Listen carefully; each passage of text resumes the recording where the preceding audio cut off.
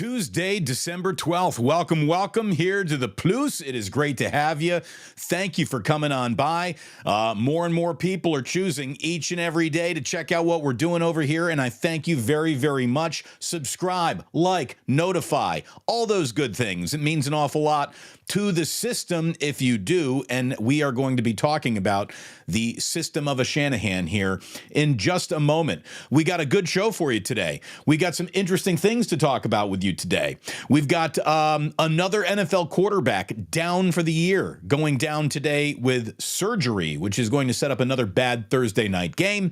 We've got the maybe most unwelcome new alcoholic beverage in the land to talk about. I don't think it's going to be a sponsor here, but we'll get to all of that today. Let me start by thanking you, though, welcoming you here, and letting you know that the loyalty that is on full display from you guys it's incredible. First of all, attendance is not mandatory. You use the show when it's convenient for you. Michelle Haberman says, "Good morning, everyone. Don't think I can plus it up with you today, but have fun." People are coming on by to let us know they can't hang out in the chat room. That is how tight-knit the chat room really is. You guys are all awesome. We're going international, baby. San Bruno Mike says, "I'm at an airport in Costa Rica. We'll be back with you guys tomorrow. In the meantime, I'll catch up before I'm boarding." Look, we're on an airports in Costa Rica. Let me tell you, neither 95.7 The Game nor KNBR is on an airport in Costa Rica today. So that's the power of YouTube. Thank you very much, Mike. Safe travels to you. La Profesora, again, she's got kids to teach. She's got grades. She's got finals to grade. She's a busy woman. So she just pops in and drops a like before she even goes to her 11 a.m. meeting. She's liking something she can't even attend. That is loyalty. That is being among the initiated. It truly is. And the white wine sipper says, "Damon, all I want to do is call and talk to you. I just want to chat." Well, Sports Phone Friday is coming, white wine sipper, and that's the day I hope that when I share the link for you to dial on in, you'll come on in and we'll all be talking to each other on Sports Phone Friday. So all of that is happening in the near future because this is the system that we're now all in. We're over here in the YouTube system. Am I a system broadcaster? Am I a system quarterback? Now that I'm in this new system, I'm not on that radio system anymore. I guess I'm a system broadcaster because here I am at another system. What do we got going on here? Old Dirty Hungus, Damon, you just accidentally spoke part of the reason why you are the new hotness in this market. You said we. You're inclusive. Too many exclusive assholes in sports talk. Yeah, this is all us together. I'm not kidding when I say it's an actual community. I'm not talking at you. I'm talking with you. It's incredible. And we're going to be really talking to each other on a Sports Phone Friday with video calls. So it is something special over here. And I got to be honest with you, I'm enjoying this system more than any other system I was ever offered by any radio station I was on. This is a true connection that you get to make with people. And it's happening. It's all really happening. Again, I said no more growth updates. Dude, we're 50 subscribers away from 14,000. So, TikTok just keeps on climbing up. Thank you so very, very much. Nobody comes up to me and says, "Damon, okay, so you got nearly 14,000 subscribers. That's impressive. But you know what would be more impressive? If you did it without a camera. If you did it without a laptop computer, if you did it without this microphone or this processor over here, could you do it without electricity? Do you think you could do your show on YouTube, Damon, without electricity? Because if you were really great at this, you'd be able to do it, just screaming it from your porch, and people would set up shop out in your front lawn and just listen to you sitting on a lawn chair. Like, that's ridiculous. Of course, no one says that. No one offers that up as a parameter of whether or not I'm good at what I do. But that's what they keep on saying about Kyle Shanahan. Or that's what they keep on saying about Brock Purdy. Brock Purdy, he's really good over here, but if you took him off this football team and you put him somewhere that isn't on a good football team, what happens? Well, something different would happen. The same way if you took electricity away from this show right now. Okay? There would be a much different show without electricity. Without me in this system, things change. All the talk of system kind of drives me nuts. It just feels like a lazy talking point. It just feels like low-hanging fruit that sounds like it's well-researched, that sounds like you've really thought about this. I just don't like the word system. What if we replace the word system in any and all football conversations with the word game plan? That sounds an awful lot more specific and tailored to today, for this team, against this team, and there is a tailoring to a game plan, where system just sounds like something that you could go and buy off the rack at a Walmart. Oh, you need to run a better, more efficient wardrobe? Well, just go pick up this system. This system will allow you to dress better. This system over here will allow you to cook better. This system over here will allow you to enjoy all the streaming shows that you enjoy better on your TV. It's a better system. You can install it anywhere, and instantly that place that installs it will run more efficiently and better. System sounds off the rack. System sounds like it could be installed everywhere. Uninstalled from somewhere and then installed somewhere else, and it's going to run the same way no matter where it is. System has kind of been a word that has been co-opted, even though it has no negative connotation. It's been co-opted by a certain group of sports punditry that have now turned it into a negative situation. Without getting political, it's very much like the word liberal. The word liberal has no negative connotation to it. A liberal arts degree just means well-rounded degree. You're going to take a little bit from every tray on the buffet table here in college. That's what liberal arts is. Liberal just means a variety, more than just one way to do it. That's what it means, but it has been so co-opted, and it was really Rush Limbaugh who used the word liberal. I mean, he just made it sound bad, even though it really isn't. But it is framed in a way where it sounds like this word that does not have a positive or negative connotation to it now has this negative connotation to it. Liberal, system quarterback. That's what's kind of going on here. It's really odd. It's really odd. So if we replace the word system with game plan, it sounds much more tailored, and I think people would respect it an awful lot more. What if I told you that Kyle Shanahan, he doesn't run a great system, but what he has is a great game plan, and he tailors that game plan week in, week out. Now, this game plan happens to run better with Brock Purdy than it did with any other quarterback that he has had. So how that then makes Brock Purdy a system quarterback, I really do not know, because this suit, which is tailor-made, fits him better than it did the other guys that had wonky shoulders, or the sleeves were too long, or the cuffs weren't right.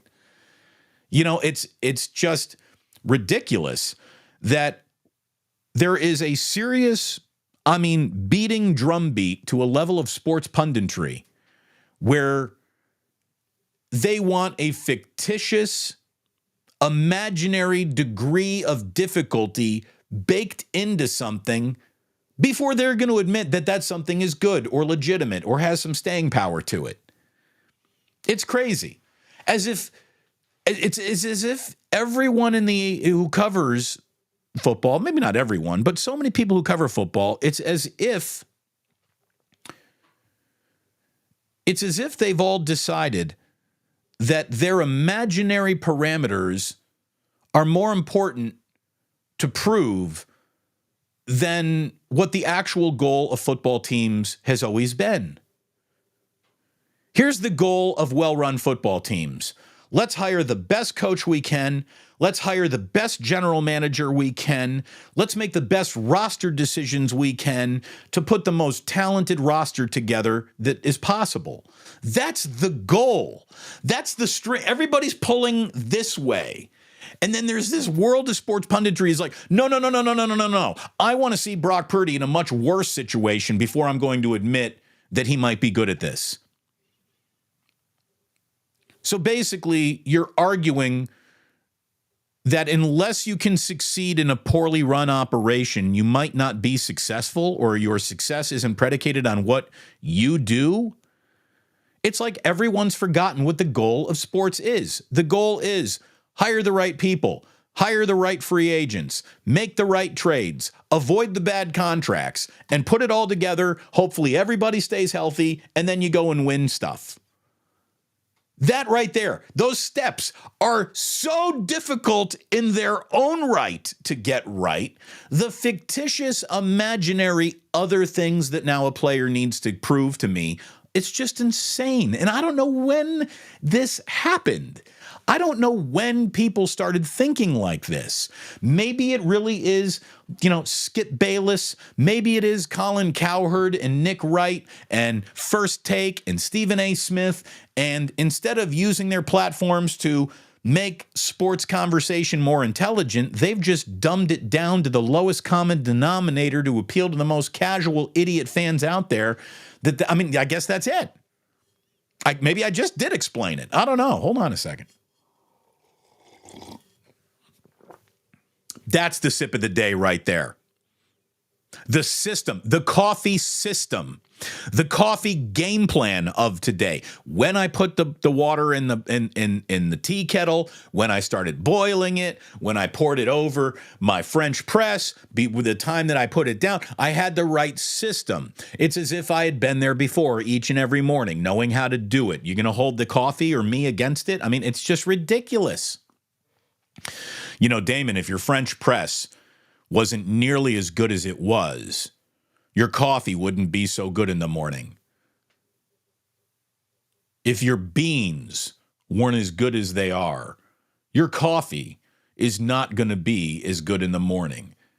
If you had a bad offensive line, your quarterback isn't going to be as good as he is. If you have bad wide receivers, your Patrick Mahomes isn't going to win games like Patrick Mahomes anymore. How any of this avoids the category of no duh. I don't understand it. Like, people are bringing up points that I just have, my response is, well, no duh.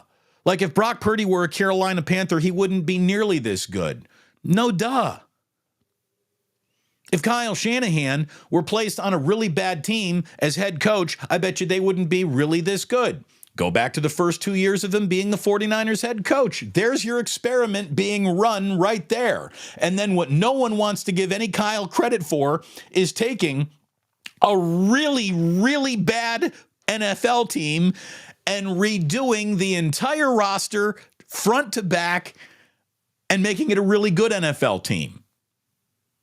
People want Kyle to have to go back to the drawing board of his first year and a poorly built team. And what are you going to do with them, Kyle? And if you bring that team to the Super Bowl and still come up short, then we'll criticize you that you didn't have enough to win a Super Bowl. It's just the moving of field goals at all times. I was thinking about this last night. I mean, you could tell I rolled one up and really started thinking. It's insane.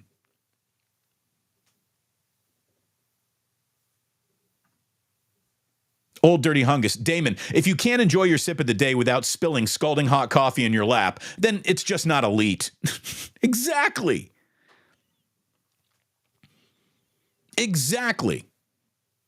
If you put Zach or Kevin Wilson, if you took either Wilson and you put him on the 49ers team, they would easily have 4 or 5 fewer wins. Brock is good. Now, if you put Brock right now on the New York Jets, would they have 4 or 5 more wins? Would he be succeeding in that system? Could you tailor a perfect game plan for him there? I don't know. Maybe the coach isn't as good. Maybe Saleh is more of a defensive guy than offensive guy, so it still wouldn't work for Purdy. Or maybe Purdy really does have translatable, absolutely going to work anywhere skill set, and that team, no matter what team he's on, would instantly get better. But that experiment can't be run. You can only be where you are, right? I mean, I think that's physics, right? You can't occupy 2 spaces at once. And for that to be the crux of so many arguments, right? For that to be well, here's my big boy talking point. I'm going to tell you why what you think about football is wrong based on an imaginary scenario in my head that your guy has yet to qualify and prove. An experiment. I won't say your guy is good at what he does until you run an unrunnable experiment that only exists in an imaginary laboratory in my own head. What the fuck are we doing? Like, this is why I'm on YouTube now. This is why I am here. And I don't know how much of a great change it's going to make to the national sports conversation. Probably not at all, because in a world of, do you want it to be smart or do you want it to be dumb? It feels like we want it to be dumb. I don't. It's why I watch so little sports these days beyond the games themselves. I used to put on ESPN in the morning and wouldn't turn it off until nighttime. Now, I don't even come close to doing that. The only time I put on ESPN is if either a game is on or a team that I'm interested in happens to be playing a live sporting event. I don't stick around for any of these analysis. I don't stick around for any of these moronic, imaginary talking points when I guess what really pisses me off, what really, really pisses me off is that if we just covered what's actually happening, that should be interesting enough. If we just looked at what is actually happening, and this isn't just about the Niners, this is about any team covering it in the vacuum of its reality is interesting enough. Why we got to put all these imaginary bells and whistles and hypothetical bullshit questions attached to everything and everyone. And, 2 games into a career, does he remind you of Tom Brady? 2 games into his career, is he as good as Randy Moss? 2 games into his career, he's the next Reggie White. Just stop. Stop it. Fucking stop it. Like, what the hell is everyone doing? And it's trickled down to the way people watch and consume sports, and it's ruining people's sporting experiences. I really think it is. Like, I had someone reach out in the comments, and let me tell you, I try to always reach back or at least like or heart or I'm just trying to be nice and cutesy in the comment section. It's good for the algorithm, okay? Just because I like something doesn't mean I endorse it. I'm just trying to make the system love me. But I had somebody after last game, say to me like, hey, this is a really good season and this is a really exciting year for the 49ers. But what I'm worried about is how they're going to go ahead and replace Trent Williams in the offseason. Because if they can't replace Trent Williams in the offseason, if he does retire, what are they going to do? How are they going to protect him? And I wrote back and I just said, what are you doing? The only person who should lose an ounce of sleep over that is John Lynch and Kyle Shanahan, and neither of them are going to worry about that because that is an off season away. You're in a regular season in which you are 10-3 and you're trying to get a 1 seed and you want to go to the Super Bowl this year. Don't worry about the off season. Not yet. It's coming. There'll be a time to address it, but that time is not now. Who thinks like that? Who thinks like that other than someone who's been told, well, you need to think about everything like you're the general manager now. You can't just sit there and root for a team. You have to have general manager concerns and worries in order to really enjoy this. You need to be worried about Trent Williams' future more than you need to be worried about the 49ers beating the Arizona Cardinals on Sunday. What are we doing? What are we doing? What are you doing as a fan? If that's really, if that was a really sincere, now some people are just trying to like have an intelligent sports conversation and they want to go ahead and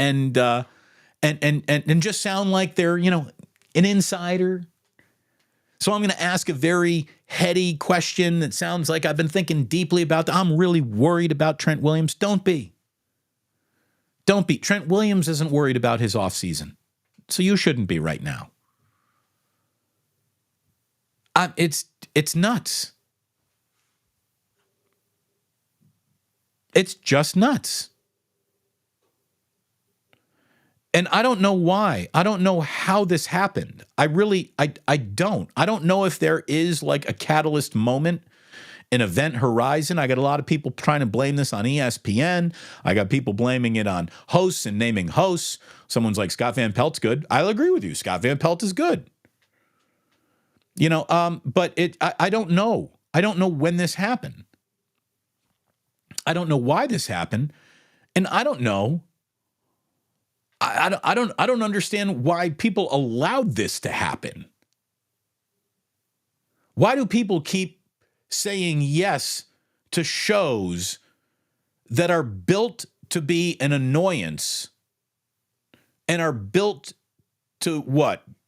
Get clicked on or trend more than they're actually built on, like, hey, let's just talk about sports here and let's do it in a way that is borderline mature and is absolutely, hitting the bullseye more than just throwing darts at hypothetical questions. Well, what do you think of this? Well, what if this guy did that in this scenario and then wasn't drafted where he was, and then on a whole different team with another coach and a different roster, would he be the same guy? No, he wouldn't be the same guy. He wouldn't be exactly who he is here. The same way my marriage wouldn't be the same marriage if I weren't married to Jillian.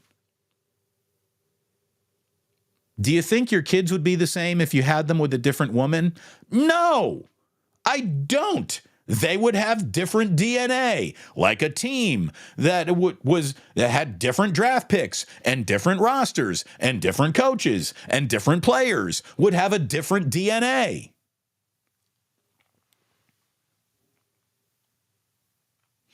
Do you think if your golden retriever were a dachshund, it would be the same dog? Come on back. We're going to discuss that after the break. Do people who like dog shows say stupid shit like that? I mean, that's like a competition. If you're really into dogs and breeding, like, do people say things like that? That's a really good wrinkly bloodhound, but would he be as wrinkly if he were, say, a Doberman? Does anybody have a logical conversation in the world of dog shows that is, I should have said illogical? Do we only have illogical conversations about the NFL because it suits them, or the NBA because it suits that master? I mean, maybe if the dog show was a $25 billion a year industry, you'd have to feed Big Dog Show and the beast of the belly at all times, and you would have to eventually get to the, if dachshunds weren't short and long, they really wouldn't be dachshund show. But did you want that show? Does anybody want that show? Is that show going to make anybody more intelligent or like dachshunds more or less? By the way, I'm pro dachshund. I like dachshunds. Funny little wiener dogs. You can't find a dog that looks better in a sweater than a dachshund. You really can't.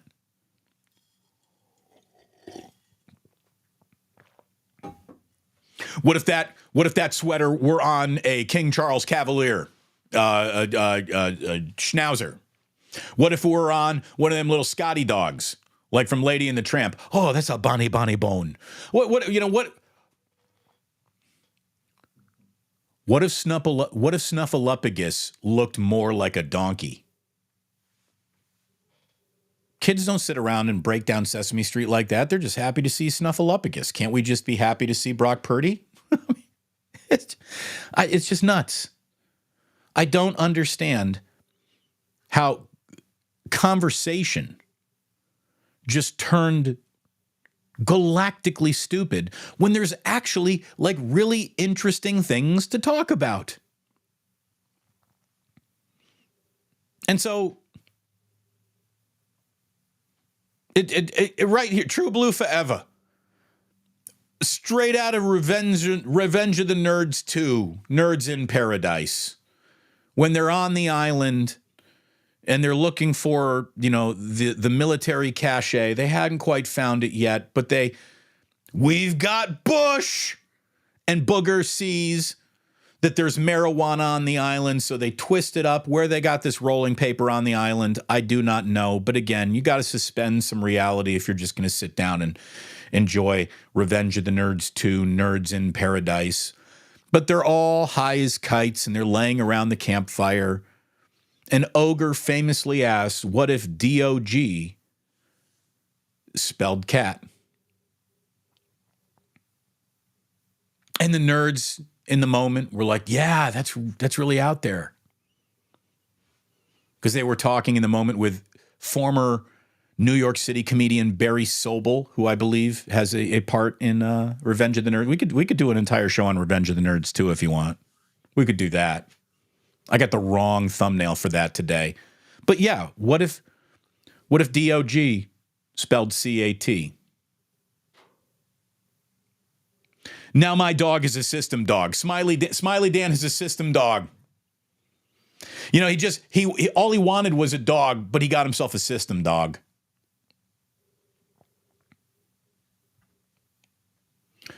Damon, have you seen a dog show? It's a little ridiculous, bro. It is. It is. But they're not having ridiculous conversations like, what if this herding group were actually more like the toy group? Which group is better? What if you took a rat terrier and you know, again, I'm going too far with the dog thing. But look, it's just, and Erwin, you're right. Dobies are smart dogs. Michael Chan. What if God was one of us? Coming up after the break. It's crazy.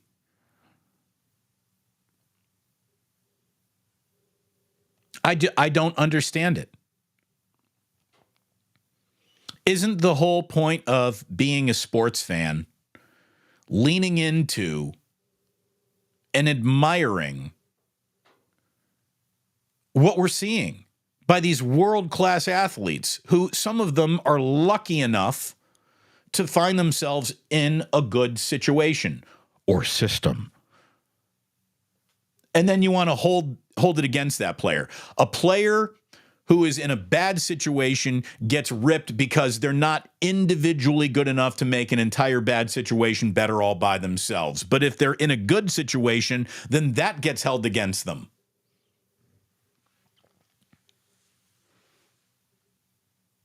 How does this make any sense?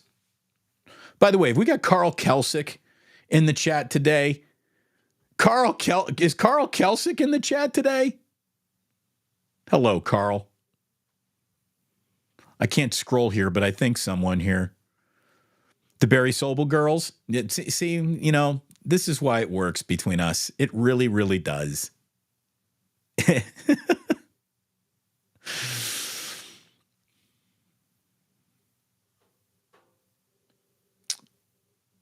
Damon, we could do a whole show on Revenge of the Nerds' laugh alone.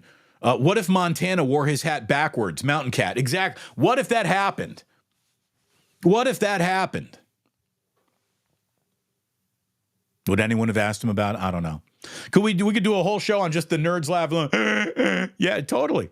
We could.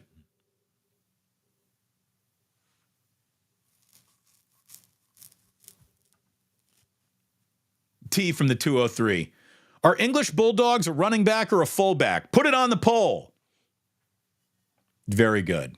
By the way, the answer is clearly fullback. What are you talking about? Bad question. Clickbait question. It's just, our world has been designed for the dumbest among us.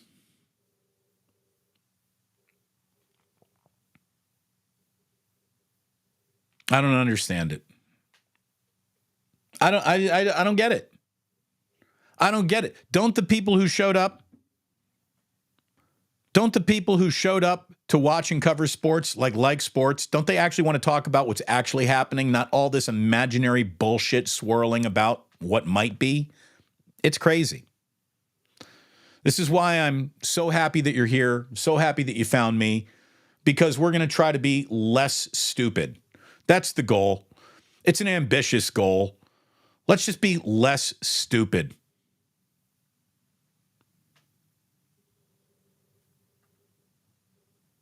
Will. Purdy's backwards hat is like Obama's tan suit. Yeah, it's like you got nothing left to talk about, so you're just going to criticize what you can easily see. Was Julius Caesar a system emperor? Absolutely. Absolutely he was. It's crazy.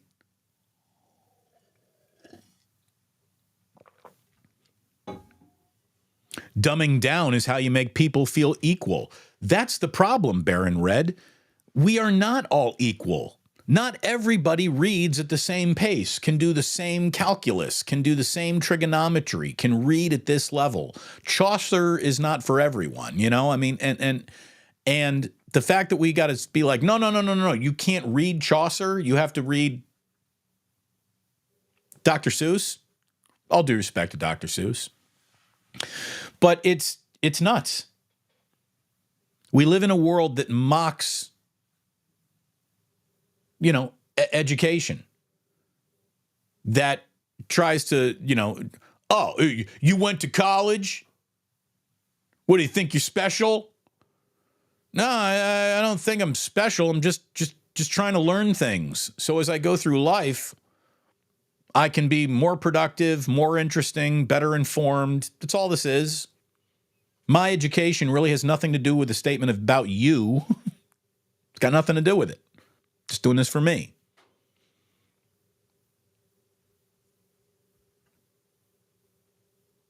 Carl Kelsick is in the room. Let me tell you, Carl brought me a plate on Thanksgiving back in like 2006 while I was working a radio station, and I will never forget Carl Kelsick. I love you, Carl. Love the family. Give everyone my best. Give Sharon a kiss for me. Damon, all the people thought you were a radio system broadcaster. Now I'm on the YouTube system. It's nuts. Let me say thank you to a few people who make this system possible, make it an actual profitable system over here, starting with our sponsor, Ike. For today's lunch, I'm getting an Adam Richman. I'm going to go upstairs and order an Adam Richman when the show is over. I'm going to take a picture. I'm going to share it with you. It's a delicious sandwich. It's got a chicken breast on it. It's got some ham on it. It's got pesto. It's got Godfather sauce. I like mine with onions. Hold the tomato, little lettuce on there. Love the Adam Richman. So delicious. That's what I'm going to get for lunch today. I'm going to get it from Ike's. I'm going to use my Ike's Rewards app, and I'm going to earn my way to free sandwiches, which is what you should be doing as well. You definitely, when you decide that you want to make a play or two this upcoming sporting weekend, go to mybookie.ag and use promo code Damon for 50% off a deposit match up to $1,000. Mybookie.ag. My friends have a casino waiting for you. You can play blackjack. You can play poker. You can play slot machines over at mybookie.ag, along with all the sports gambling accoutrement, parlays, teams, over on everything, and prop bets, anything you could think of. They've got more of it than you could even imagine at mybookie.ag. And as always, my knee feels great today because of Dr. Paul Hughes. He had some DNA platelet replacement. I don't know what he did. He took fat out of my fat ass and he spun it in a centrifuge and he injected it into my knee, and my knee feels like it just got back from vacation and it's got tan lines and looking real good. My knee feels fantastic because of the procedure that is going to allow me to avoid partial or full knee replacement surgery. If you have someone talking about surgery with you, go to orthopedicsurgeries.com to find all the information you need about Dr. Paul Hughes, who could help you avoid an orthopedic surgery. Those are my people. Those are my guys right there. And we always got love for Uncle Boys. Everyone knows that. We'll hear from them again on Friday. It's a system cheeseburger. Well, their system also has lumpia. So that makes their system special. Could you succeed without the lumpia? What if we took the lumpia out of the system? Is Uncle Boys still Uncle Boys? Are they still a Filipino sensation?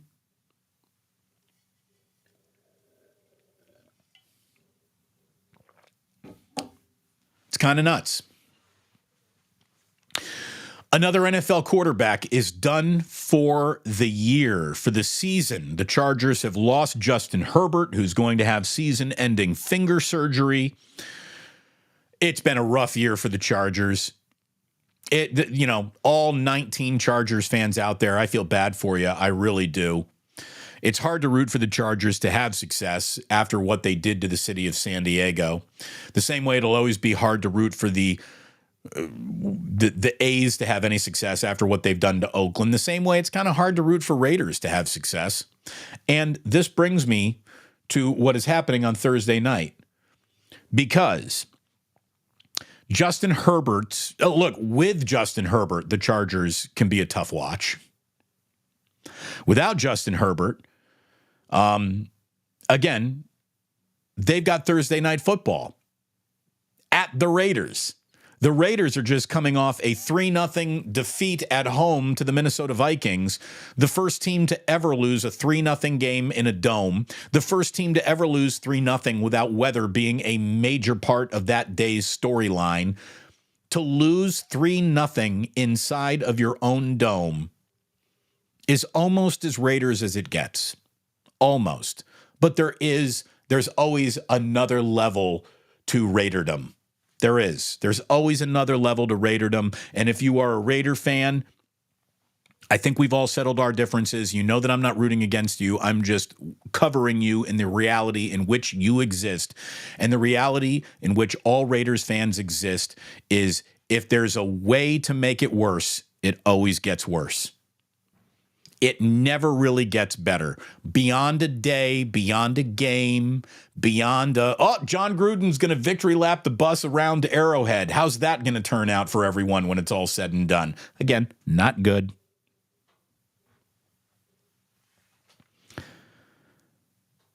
Losing 3-0 at home to the Minnesota Vikings is one thing. Another thing on top of that would then be to lose to Easton Stick 5 days after getting shut out at home, 3-0 by the Minnesota Vikings. Lose to the Chargers at home to Easton Stick, filling in for Justin Herbert. That is peak Raiders. I don't know if we could get more Raiders than that in 2023. So I'm kind of rooting for it to happen. Just to say that I saw it with my own two eyes. Let the Raiders lose to Easton Stick. That would be freaking amazing. One last NFL story, and it's really not one I even need to share with you, but it's interesting, and it speaks to the power of the system that Larry Krueger and I are now in. We've been asked by the 49ers to rename 49ers Wake Up something else. And we're going to go along with that because Larry and I are considering taking it beyond just football season and turning it into maybe possibly the biggest morning show ever coming out of the Bay Area. And there's absolutely no doubt in my mind that since the word, like there's 49ers Web Zone, there's 49ers Podcast, there are content creators and people using 49ers moniker at the beginning of their show. There's dozens of them, but there's only one that KNBR is losing sleep over, and it's ours. There's no doubt in my mind that KNBR called the Niners and said, could you please ask Damon and Larry to stop calling it 49ers Wake Up? Because no one's listening to our morning show when those two guys are on the air together on Mondays and Fridays. And 95.7 The Game can't make that call because they're not partners with the Niners, but they're shitting their pants too. Larry Krueger and I are the biggest sports talk radio station in San Francisco whenever we're broadcasting together. We get more of an audience than 95.7 The Game and KNBR combined. Probably shouldn't have let us go. So it's nice to know that KNBR is paying full attention to the absolute pasting that we're giving them. And it's good to know that the 49ers are listening too now.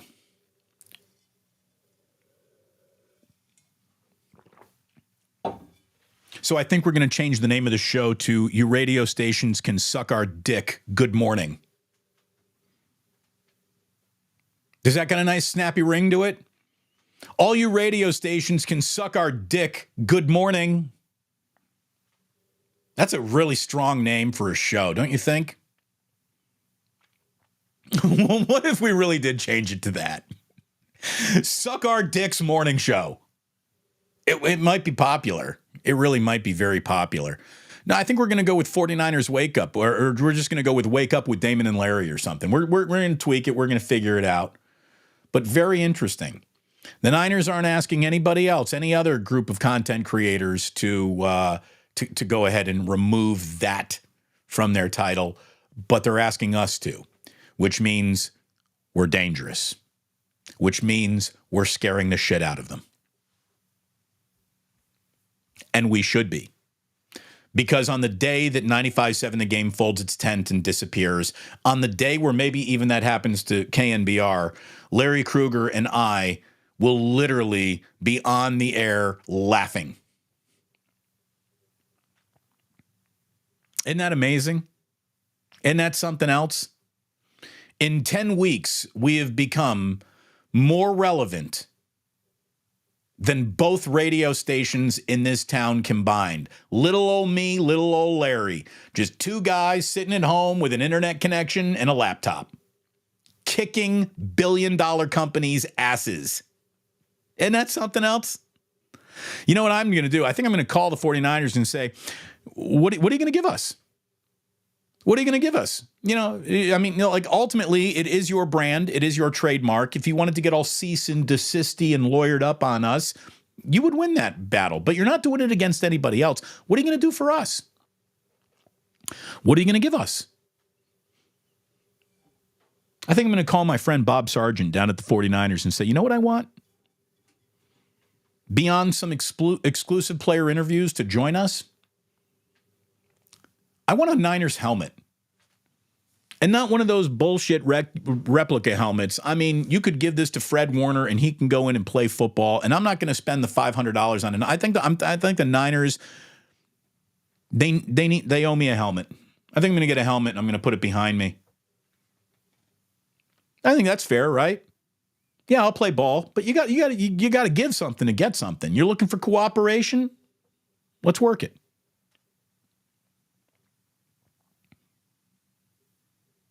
Isn't that something else, though?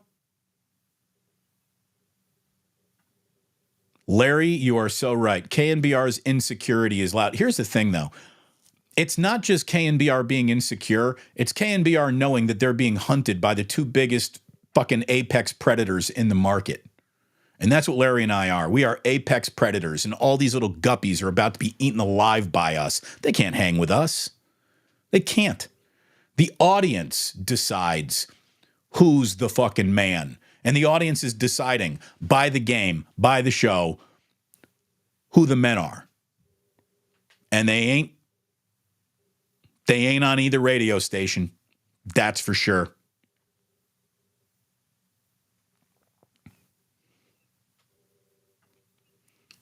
Wake up San Francisco. The golden hour.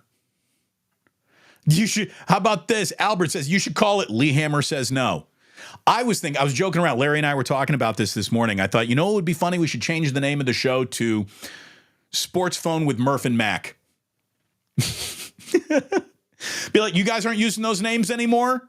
You guys don't want that anymore? We'll go ahead and we'll use that. We're going to call it Sports Phone with Murph and Mac and the Razor and Mr. T, Gary Radnich, Tony Bruno special.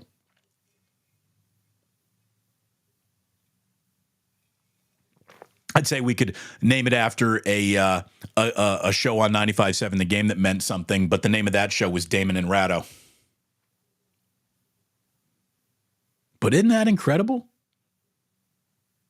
Isn't that incredible? Didn't take very long.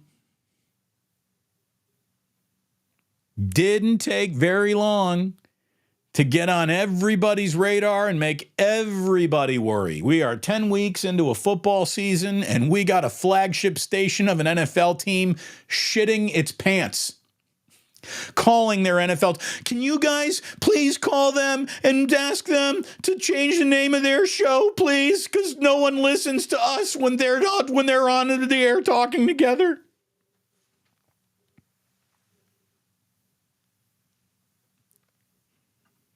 Damon, love of it.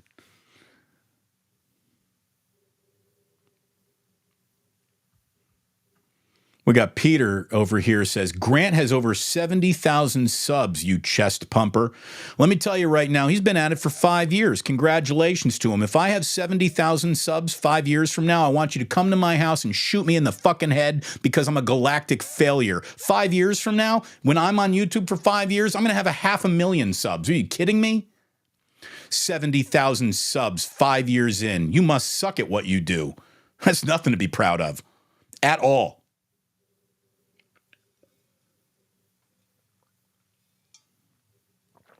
Good God. Damon, call it the morning sip of the day.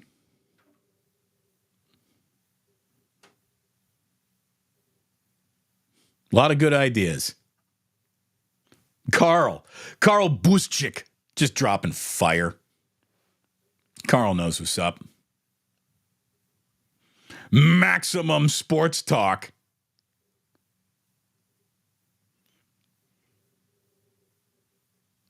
Again, I don't know.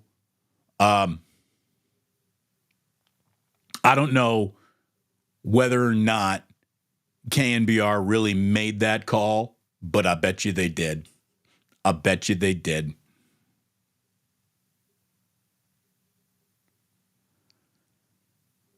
Well, isn't that something? I just that to me just lets me know it's working.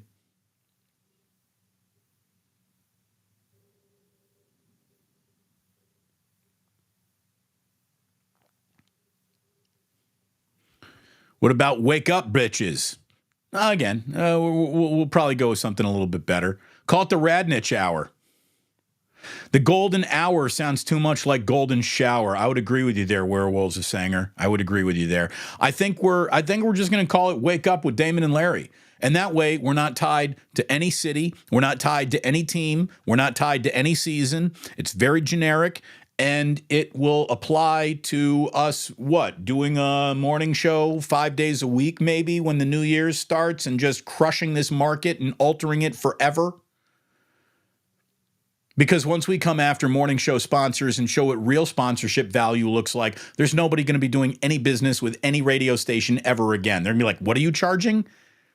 And these guys got more viewers than you do?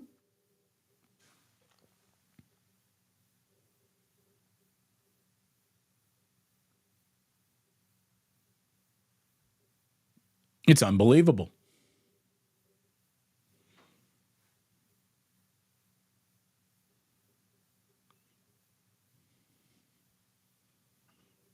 Good question here from Brandon. Does using my iPhone make me a system masturbator? Only in public.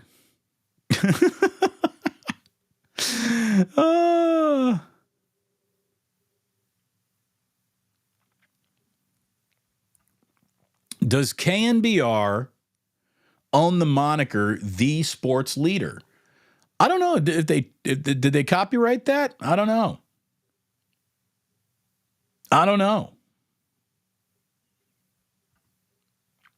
Plus. Thank you very much, Quincy. That's what we are. The plus.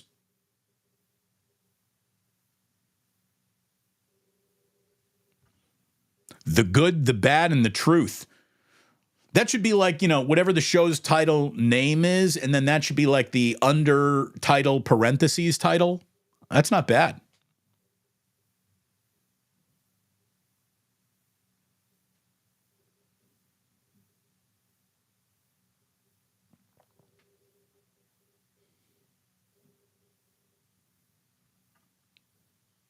Wake up with Bruce and Kruger.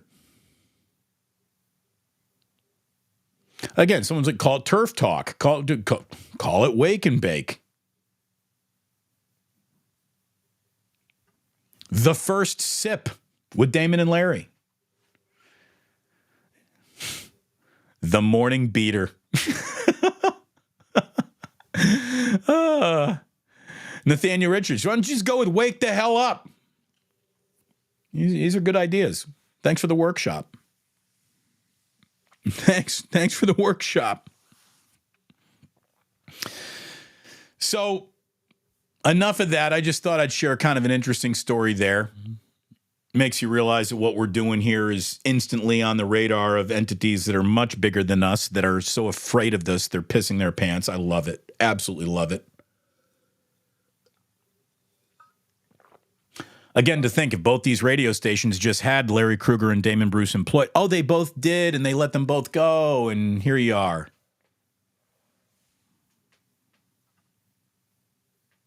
Oh, boom. Little super chat from True Blue Forever. 10 bones. Here's how you know Damon's doing something right. I ain't a Niners fan, yet I show up here every day, sometimes at the detriment of my own productivity. Thank you. Thank you, True Blue Forever. Thank you so much for being here, man. Really appreciate you. I didn't even know that you weren't a Niners fan. I didn't know that. And thanks for hanging out. All right. The other thing that I wanted to get to in this show here today is at the detriment of everyone watching right now who is here for 49ers and me pumping my chest or whatever that was. I want to talk about Shohei Ohtani and this contract. And I want to start by saying Shohei has done nothing wrong. And the Dodgers have done nothing wrong, I guess. But what is wrong is that they're allowed to operate like this with a loophole that allows them to really pay Shohei Ohtani $2 million a year for 10 years and then come back and offer him $68 million over the next 10 years after that. He does have $700 million guaranteed coming to him, but to only have $20 million paid over the first decade, that feels like there's a level of unfair there that allows teams to look, there's nothing that's ever been fair or equal about baseball. The whole thing is asymmetrical. But good God, like, leave it to Major League Baseball to actually create a path that allows me to now hate Shohei Ohtani. Like, that's how bad baseball is at this. They've even now turned most of America against Shohei Ohtani. It's a contract to defer. It's one thing to defer a little bit of money. It's another thing entirely to defer 97% of your salary. To defer 97% of the salary just feels wrong. $2 million a year for a decade, followed by $68 million a year for the decade after that. I'm going to tell you right now, if this whole thing is about like, well, you got a tax shelter there and Shohei Ohtani can move somewhere else and out of the state of California and he'll only be taxed on the $2 million, not the 60. The entirety of his $700 million should be taxed and stayed in state in California, no matter where he lives. So from a tax standpoint, if they're getting around this with that, that's gross, right? California should be able to tax him for every penny of that $700 million because whether or not he was paid that, he earned it in this decade playing for him. He's not earning it in the decade after he's done playing for them. So, it's just nuts. Ohtani's gonna 1,000% earn $700 million over the next 20 years. It's fully guaranteed. His deal is $237.5 million more than any other contract in the history of baseball. But the way that it's set up for the Dodgers and the way that money today is worth more than money tomorrow and the way that interest rates are and the way that teams' overall values go up massively year after year after year. Like, I've seen economists, and look, I'm not an economist. I'm not a finance guy. I couldn't explain to you how this works, but baseball is actually valuing Ohtani's contract at it'll actually cost the Dodgers $460 million theoretical dollars more than it's going to cost them the $700 million actual dollars. And this is really a deal for about $46 million a year than it is for $70 million a year. And since the Dodgers are only getting thumped over the next decade for $2 million a year, they can still add Yamamoto and they can still add Cody Bellinger if they wanted him. Like, they can just go and get as fat as they want while other teams have no ability to do this. Like, it doesn't make much sense to me. It just doesn't. And I don't even know what I'm complaining about other than this whole thing just seems like unfair. A team's accounting department shouldn't be at the center of whether or not they are totally successful or unsuccessful. $2 million for Shohei Ohtani while the Giants are lump sum paying Mitch Haniger $19 million. You're telling me that the Giants got to pay Mitch Haniger $17 million more dollars than the Dodgers are paying Shohei Ohtani this year? Like, it just feels like that way of doing business should not be available for any team in baseball. You got a 10-year deal. You're paying your player over 10 years. The lump sum of that money's got to be in that 10-year window. Signing Shohei Ohtani should be punitive to other decisions that you're making around that signing, and you shouldn't just put off all the punitive damage so far down the road that you'll be able to pay for it with compound interest. Like, it just sounds nuts to me. It sounds nuts. The minimum salary, Major League Baseball. So you're a minor leaguer. You're kicking it around in the minor league system. Congratulations, young man. You're getting called up to the big leagues. It doesn't matter what your minor league salary is. The minute you are a major leaguer, you make the major league minimum. The major league minimum is $780,000. In other words, Shohei Ohtani gets to join the Dodgers, and they get to do business around him in the lineup because he's only making $1.22 million more than the major league minimum. That's it. Again, they didn't do anything wrong, but the whole thing feels wrong. The whole thing feels wrong. Like, if Shohei Ohtani were seriously paying for just $2 million this year, why didn't the A's go after him and promise him to be an owner somewhere down the road of the Las Vegas franchise? Like, it does not. Major league owners have concocted a system that is so lopsided and favors such a small handful of teams and does a disservice to everyone else. It's just gross. It's gross. You want to pay a player $700 million over 10 years, God bless you. Congratulations to all involved, but you should actually have to pay that over those 10 years. Well, Bobby Bonilla deferred that money. We're talking like $1 million a year he kicked down the road. Not $68 million a year. Shohei Ohtani every July 1st is going to make $68 million a decade from now. And maybe that'll sting the way the Dodgers are doing business then, but probably not, or they wouldn't have set it up this way. Ohtani's more than going to pay for himself in 4 or 5 years of this contract, with just the business that you get to do around him.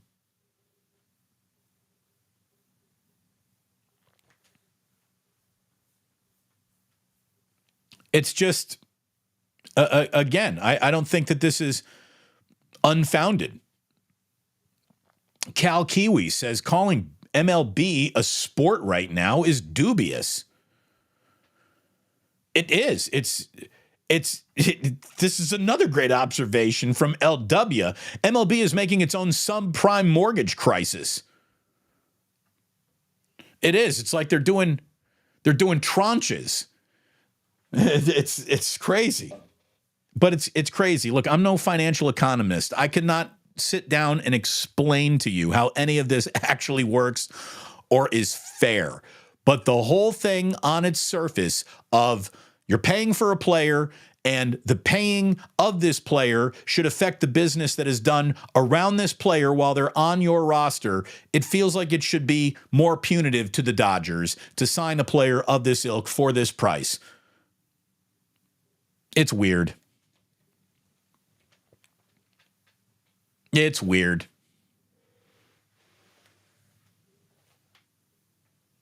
Again, a team's accounting department shouldn't be privy to these loopholes that allow the Dodgers to do this. And because the Dodgers are doing this and didn't do it with what? Mookie Betts' $368 million deal whenever he signed that thing or whatever that was. Now Freddie Freeman, what he's making. You got the Dodgers with 3 former MVPs in their lineup. None of those MVPs won in a Dodgers uniform. Betts won his MVP with the Red Sox. Freddie Freeman won his with the Braves. And now you got Shohei Ohtani, who clearly won his with the Angels.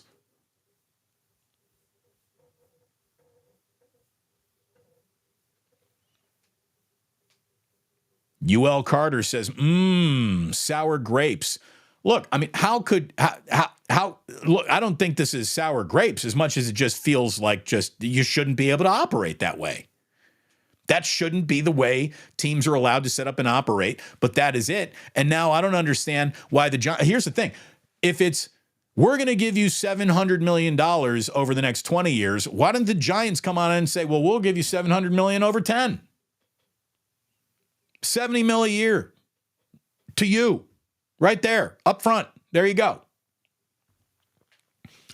And it's just the precedent that is now set. Every single team in baseball is going to be looking for a deal like this going forward. And it just, I don't know. It feels like it's like you're leaving your kids in a whole bunch of debt that you don't care about because you'll be dead.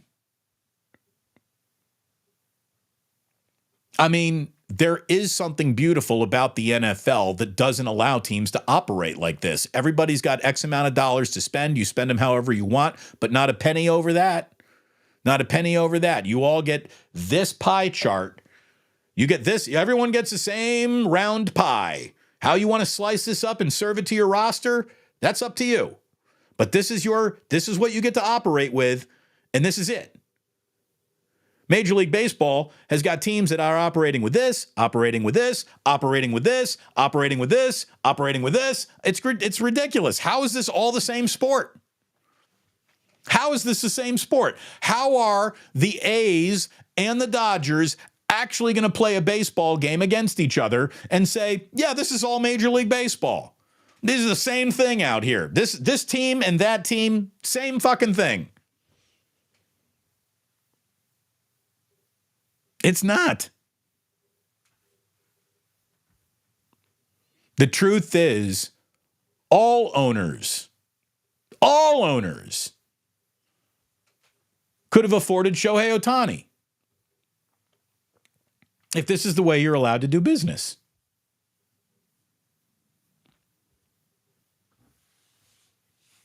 Meanwhile, the Golden State Warriors are going to Phoenix tonight, and they're going to lose to the Suns if they keep playing so sloppy and if Steve Kerr keeps ignoring what he's actually seeing with his own two eyes. That I've got players who are not producing, yet I continue to favor them in the lineup and with minutes over players that are producing. Why? Because these guys are my favorite Suns, and these guys have yet to earn favorite Sun status. That's what's going on here. You know, when we talk about really what screwed up the Warriors, you want to know what screwed up the Warriors more than anything else? Kevin Durant leaving. Like the whole point of this all keeps rolling and stays together if Kevin Durant really stays. Kevin Durant leaves, and now the Warriors are just, they'd be favored as NBA champions if Kevin Durant were still on the goddamn team, but he ain't. Kevin really screwed up the plans of the Warriors. He really did. He screwed things up. And tonight, I bet you he and Devin Booker beat the Golden State Warriors because the Warriors, they got a young player like Trace Jackson Davis who could actually make a difference in a one-possession game because he rebounds, and he gets coached DNPs. And now I want there to be no misunderstanding. I am actively rooting for the Warriors to lose every single game in which Trace Jackson Davis gets a coach DNP. I want them to lose that game. That's the way I feel about it. That's the way I feel about it. So there you go. We'll see what they do tonight. I feel like we've been in the chat. We've been all over you guys talking all show long. And I actually got a lunch planned with a buddy of mine. So no Club Plus today.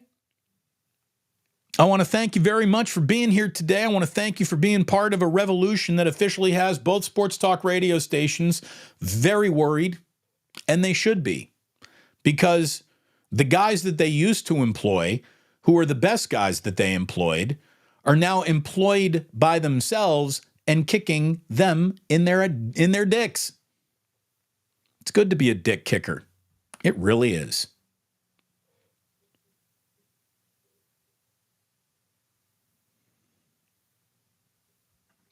Thank you, Damon.